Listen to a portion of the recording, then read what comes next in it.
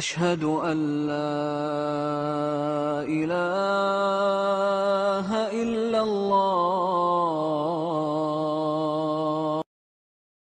Bismillah ar-Rahman ar-Rahim. Comment peut-on mourir sans la vérité? Aujourd'hui, notre frère suisse converti à l'islam, il va nous parler, Inch'Allah, d'une autre miracle scientifique dans le Coran. Au nom de Dieu, le tout clément, le tout miséricordieux. Caractéristique des mers profondes. Allah exalté soit-il dit, les actions des mécréants sont encore semblables à des ténèbres sur une mer profonde. Des vagues la recouvrent, vagues au-dessus desquelles s'élèvent d'autres vagues, sur lesquelles il y a d'épais nuages. Ténèbres entassées les unes au-dessus des autres. Quand quelqu'un étend la main, il ne la distingue presque pas. Celui qu'Allah prive de lumière n'a aucune lumière. Sourate la lumière, verset 40. An-Nur. La vérité scientifique, encyclopédie. L'encyclopédie britannique dit, comme l'on peut le constater à partir des images satellitaires, le plus souvent les mers et les océans profonds sont couverts de nuages opaques, peu translucides. Ces nuages reflètent une grande partie de la lumière du soleil dont ils ne laissent passer qu'une petite partie. Quant à la quantité de lumière qui réussit à passer à travers ces nuages, elle est en partie reflétée par les eaux de la mer et en partie absorbée par la mer. La quantité de lumière absorbée par la mer s'amenuise au fur et à mesure que l'on va en profondeur, créant un certain degré d'obscurité qui prévaut jusqu'à 200 mètres de profondeur. L'obscurité prend de l'ampleur après 1000 mètres de profondeur jusqu'au point qu'il n'y ait plus de visibilité. Le disque de Secchi fut le premier appareil utilisé pour mesurer la transparence de l'eau des océans. Les savants parvinrent à apercevoir entre 600 et 2700 mètres de profondeur des poissons qui voyaient et attrapaient leur proie à l'aide d'organes lumineux. À la fin du XIXe siècle et au début du XXe siècle, surtout après l'utilisation des appareils photographiques développés dans les années 30, les savants utilisèrent des cellules électroluminescentes qui permirent la découverte de forts courants dans les mers profondes. L'encyclopédie britannique dit « L'homme n'eut pris connaissance du phénomène des vagues internes des mers profondes que 100 ans jadis. Ces vagues internes naissent entre deux couches d'eau différentes du point de vue de la densité, de la pression, de la chaleur, du flux et du reflux et de l'impact du vent. À l'interface des deux niveaux de densité différentes, là où il y a la plus basse température, se forment les vagues internes qui séparent les eaux chaudes de la surface des eaux froides des profondeurs.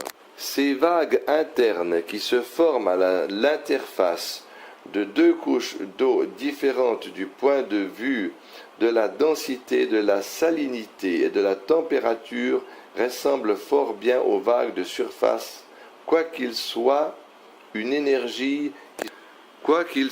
difficile de les apercevoir de la surface de l'eau. Par ailleurs, la formation de ces vagues internes nécessite une énergie qui serait en mesure de faire avancer un bateau. Mais l'on trouve souvent des bateaux qui n'arrivent plus à avancer après s'être retrouvés dans une zone d'eau stagnante dont le mérite de la découverte revient au docteur suédois Van Ekman au début du XXe siècle. Aspect miraculeux. L'homme a longtemps cru à des légendes qui avaient trait à la mer et aux océans. Les marins n'avaient pas alors d'informations scientifiques réelles concernant les mers profondes, car il y avait si peu d'informations sur les courants maritimes. Ainsi les légendes purent s'approprier des eaux stagnantes que les bateaux échouent à traverser. Les anciens Romains crurent alors qu'il y avait des poissons suceurs dotés de vertus magiques qui causent l'immobilisation des bateaux. Bien que ces anciens savaient l'impact du vent sur les vagues de la surface et les courants, il leur était très difficile de savoir quoi que ce soit sur les vagues internes des mers profondes. L'histoire de la science démontre que les études océanographiques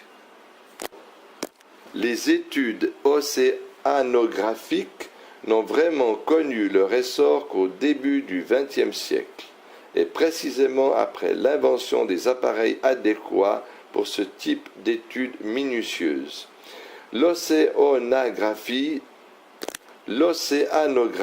moderne a donc réussi à percer les mystères des mers profondes et des océans en découvrant deux phénomènes importants qui sont d'une part l'obscurité des mers profondes et d'autre part les mouvements des vagues internes.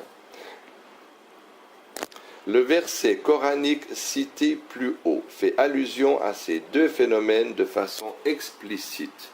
Ce verset indique les ténèbres des mers profondes en qualifiant la mer de profonde et affirmant que l'obscurité qui y règne est superposée. Les exégètes disent à ce propos que les ténèbres en question sont l'ensemble des obscurités des nuages, des vagues et de la mer. Ténèbres qui privent de la vue quiconque y plonge. Les nuages condensés qui sont au-dessus de ces mers reflètent une partie de la lumière du soleil, tout comme les vagues de surface reflètent une autre partie de la lumière du soleil.